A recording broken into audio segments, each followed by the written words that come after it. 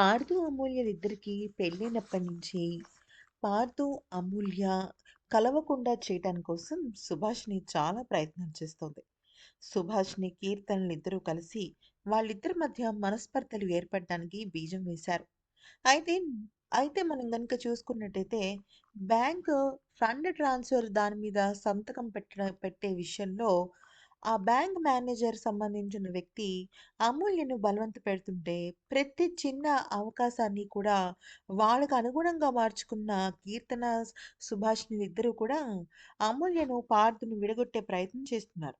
అయితే ఆ రోజు బ్యాంక్ మేనేజర్ వచ్చినప్పుడు అమూల్య ఆ మేనేజర్ ముందే కాల్ చేసింది. అలాగే వాయిస్ మెసేజ్ కూడా పంపించింది.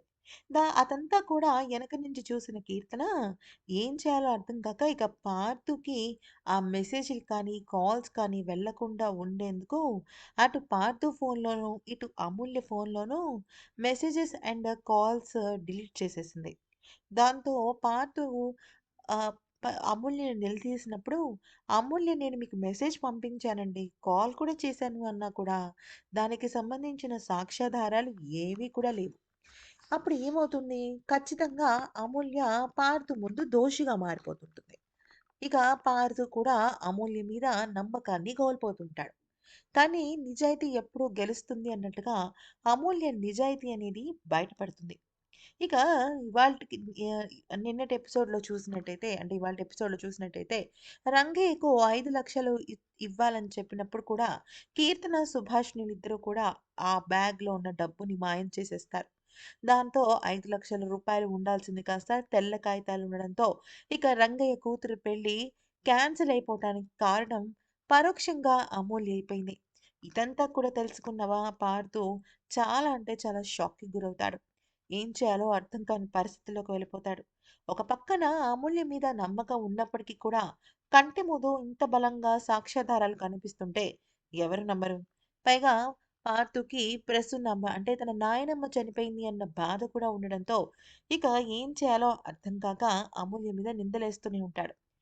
ఇక నిందాక చెప్పుకున్నట్టుగా నిజాయితీ బట్టబయలు అన్నట్టుగా అమూల్య దగ్గరికి వచ్చిన వ్యక్తి ఎవరైతే సంతకం పెట్టమనొస్తాడో, ఆ వ్యక్తి పార్థు దగ్గరికి కూడా వస్తాడు.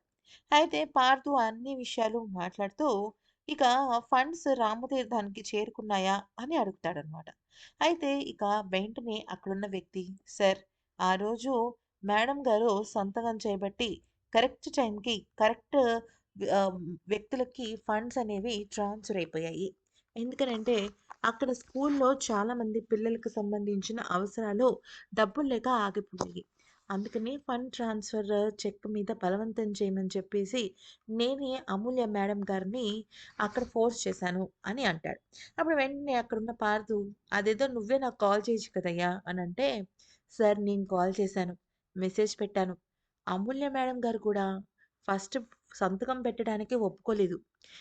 మీకు కాల్ అండ్ మెసేజ్ 2 చేశారు. మీ దగ్గర నుంచి రెస్పాన్స్ రాకపోవడంతో, నేను బలవంతం పెట్టడంతో, నెక్స్ట్ 3 డేస్ బ్యాంక్ హాలిడేస్ అవ్వడంతో సంతకం పెట్టాల్సొచ్చింది అని చెప్తాడు. దాంతో పార్థు ఆలోచనలో పడతాడు.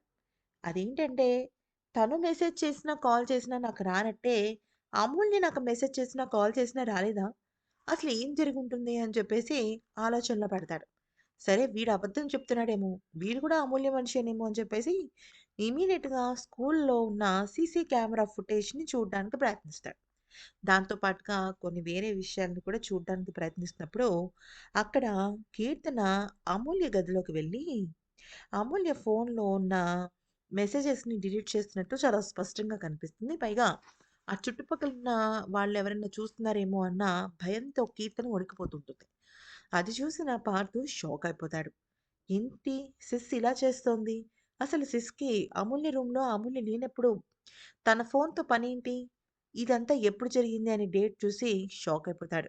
అంటే ఖచ్చితంగా ఇది కీర్తన చేసిన పనే అని నిర్ధారించుకుంటాడు. దాంతో పాటుగా రూ.